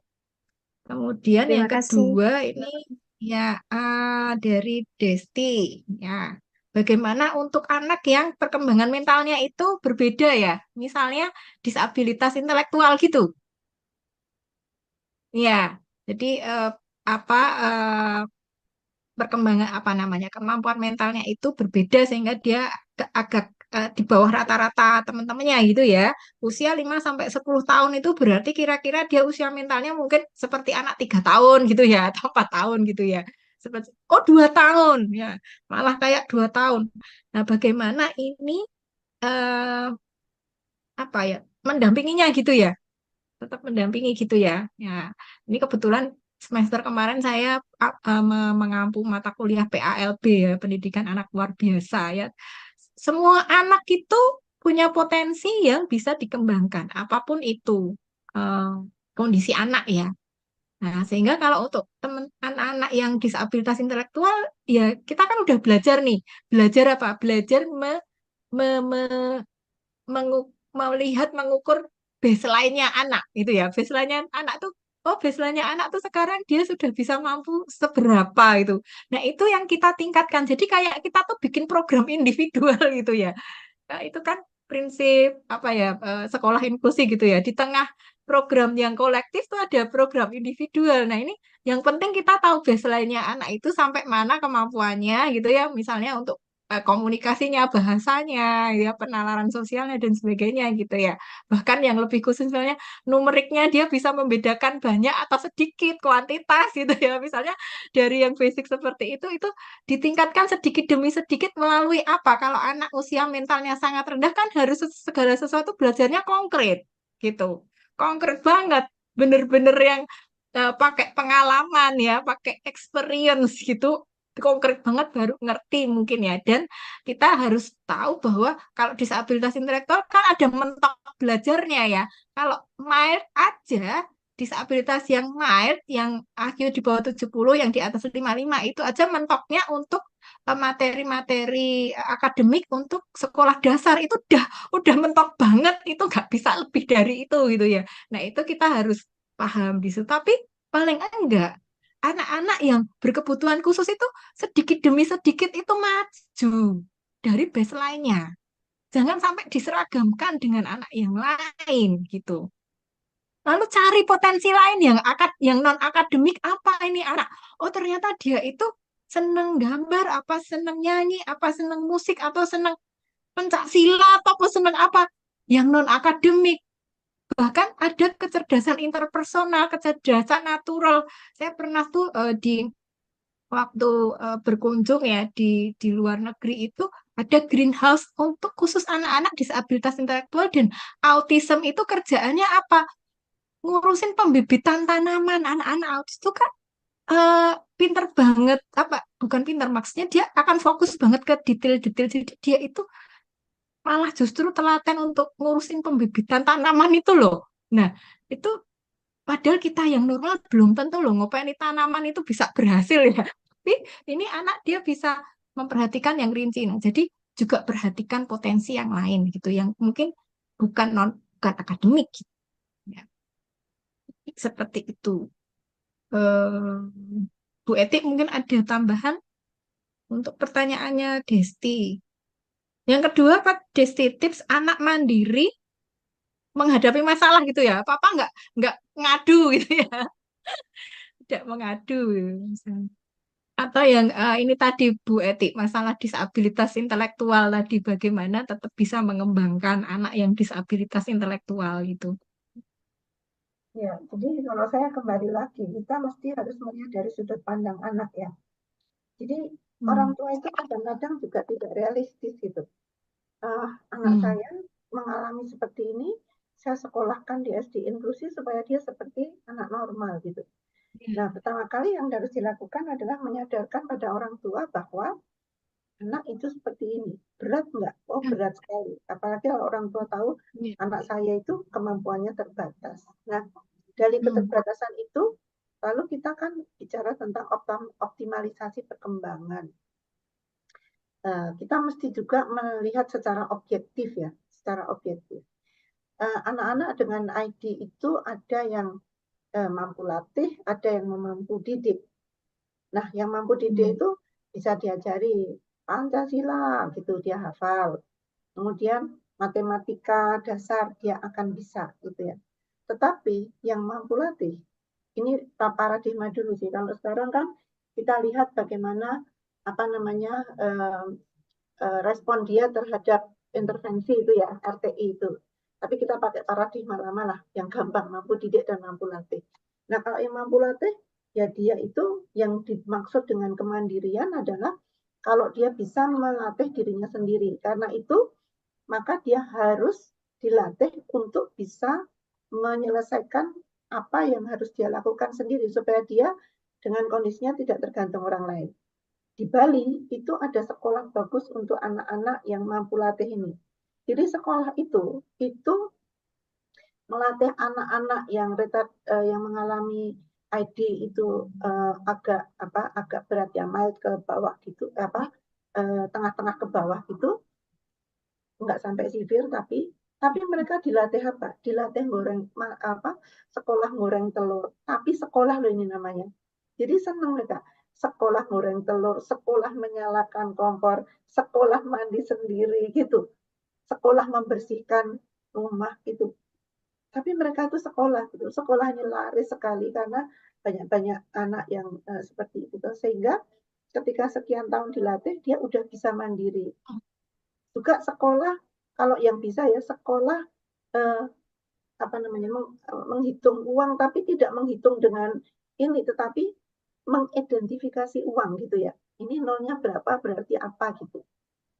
Nah itu sekolah itu dikelola oleh lulusan psikologi juga, dan lumayan banyak siswanya gitu. Kalau yang mampu didik ya mereka masuk ke sekolah-sekolah inklusi bisa, tapi yang mampu latih pasti nggak bisa masuk sekolah inklusi. Gitu ya. Jadi orang tua disadarkan supaya nanti kalau anak lapor ke orang tua, aku nggak dikasih pelajaran ini orang tua sudah sangat memahami. Jadi ekspektasi orang tua juga harus dibatasi gitu ya. Itu ya. Tapi sekali lagi, jadi jangan pakai tips karena tips itu sulit ya. Kalau kita ngasih orang tua ke tips, anak diginikan nanti pasti ini. Saya yakin itu tidak akan orang tua tidak akan berhasil gitu ya. Meskipun yang harus kita katakan adalah bersikaplah positif terhadap anak.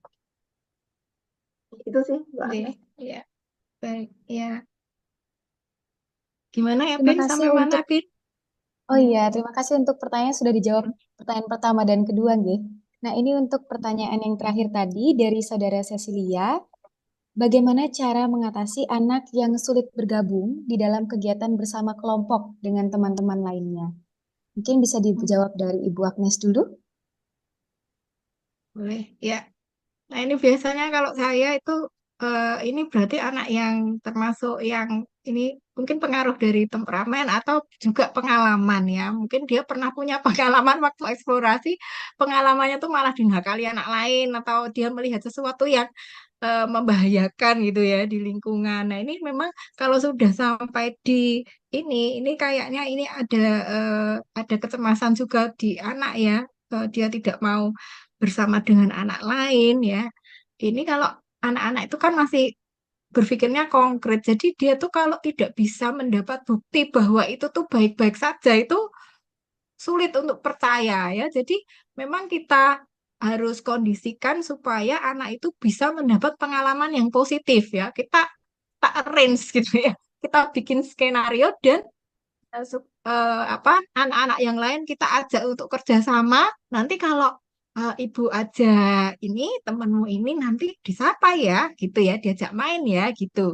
Nah, lalu bu gurunya atau orang tuanya ini juga menemani dulu, nggak apa-apa gitu ya. Seperti pesan Bu Eti tadi, masing-masing anak tuh punya selah-selahannya sendiri-sendiri ya. Jadi ini anak itu ditemani dulu ya nggak apa-apa gitu. Temani dulu. Yang penting dia dapat referensi baru, pengalaman baru bahwa kalau kumpul sama teman-teman tuh nggak apa-apa loh, bahkan asik loh, ya itu karena memang baru apalagi anak ini masih konkret banget nih kalau nggak ngalamin sendiri tuh nggak percaya gitu ya. Saya kira intinya begitu sih. Kalau untuk pertanyaannya Mbak Cecilia ya. Karena waktunya itu mepet banget, apakah bisa lanjut aja ke pertanyaan yang lain mungkin? Khusus untuk Bu Eti misalnya ada kah? Yang menambahkan sedikit tadi ya, Mbak. Oh, iya, iya. Ini loh, ada social isolation namanya, isolasi sosial. Itu mesti harus dilihat apakah dia hanya di sekolah seperti itu atau dia juga di rumah juga seperti itu. Nah, kalau di sekolah seperti itu, di rumah juga seperti itu, ini menurut saya warning banget gitu ya. Tapi kalau hanya di sekolah, pasti ada pengalaman traumatis di sekolah, kenapa dia tidak mau bergabung dengan teman gitu. Jadi dilihat sekolah gimana, rumah gimana, dengan teman-teman di rumah gimana. Kadang-kadang hanya di sekolah aja dia nggak mau begitu, tapi yang lain-lainnya dia mau. Kecuali sama sekali dia tidak mau bergabung. saja. Ya, dipelajari dulu ya masalahnya sebenarnya seperti apa. Oke. Ini kita yang dari psikologi tentu saja sudah tahu nih assessment ya. Assessment. Oke, yuk lanjut Evin. Baik. Ada nggak yang khusus untuk Bu Etik? Mumpung Bu Etik di sini. Mungkin satu pertanyaan singkat ya, Bu Agnes. Tadi ada yang menanyakan perihal screen time. Kira-kira screen Hmm. time yang sehat itu berapa lama begitu? Dan juga di sini mungkin ada yang terkait juga.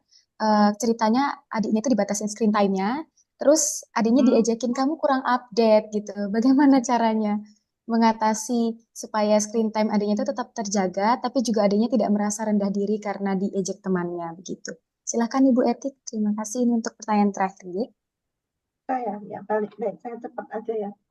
Jadi sebetulnya kita harus bisa memanfaatkan IT itu sebagai proses belajar.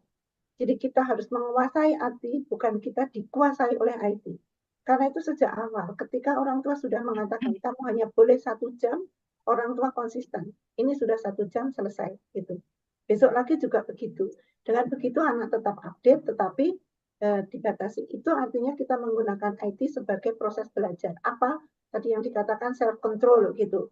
Tapi sekarang kan orang tua nggak kayak gitu. Asal anak diam dikasih, asal anak nangis dikasih gitu kan. Nah, Ya. itu jawaban singkat saya. Baik, terima kasih Bu Ya. Etik dan Bu Agnes. Ini ternyata pertanyaannya sudah sangat banyak dan karena keterbatasan waktu, saya mohon maaf pertanyaannya tidak bisa terjawab semua, nggih, para peserta begitu ya. Lalu mungkin dari Bu Agnes dan Bu Etik mau memberikan sedikit quotes gitu untuk peneguhan kita, bisa dari Bu Agnes terlebih dahulu. Baik, terima kasih. Saya ingin menyampaikan ini penutup gitu ya, semacam closing statement gitu ya. Bagi saya untuk masalah perkembangan anak ya, psikologi perkembangan dan kesehatan mental anak ini bagi saya eh, moto saya gitu ya. Mencegah itu lebih baik daripada mengatasi atau mengobati itu. Jadi mari kita yang mendapat kesempatan untuk punya pengetahuan ini menyebarkan seluas-luasnya kepada para orang tua yang di sekitar kita gitu untuk mengupayakan ini kesehatan mental yang membangun fondasi kesehatan mental anak itu sejak dini. Itu statement saya. Terima kasih. Terima kasih Bu Agnes. Nah, sekarang kita akan mendengarkan quotes dari Ibu Eti. Ya, 4 hal menurut Ya, saya. silahkan Ibu. Baik, 4 hal menurut saya. Yang pertama, pahami individual differences. Yang kedua, sensitif terhadap menjadi orang tua yang sensitif. Yang ketiga, pahami tentang pengaruh culture. Yang keempat, no tips untuk perkembangan anak.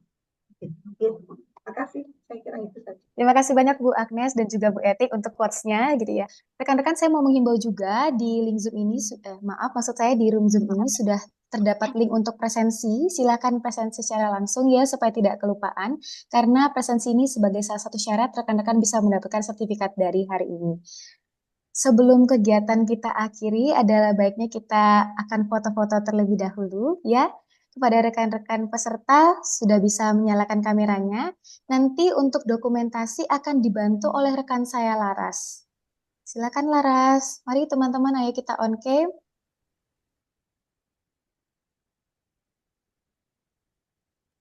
Ya, saya akan hitung 1, 2, 3 untuk yang slide pertama.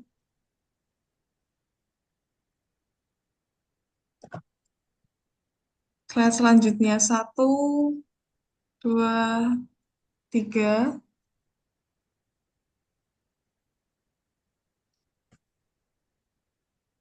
Slide ketiga 1, 2, 3.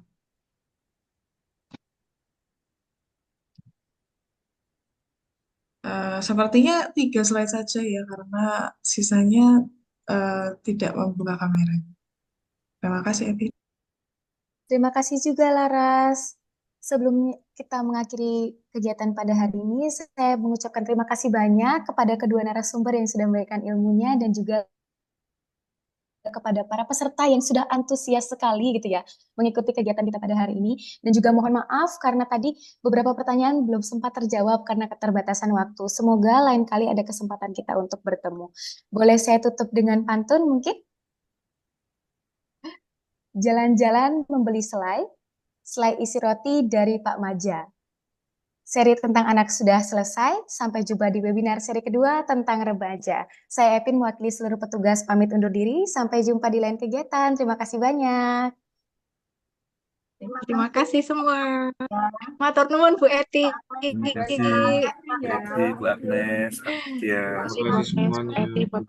Sampai jumpa semua. Ketemu saya kirim ya, Mbak Agnes.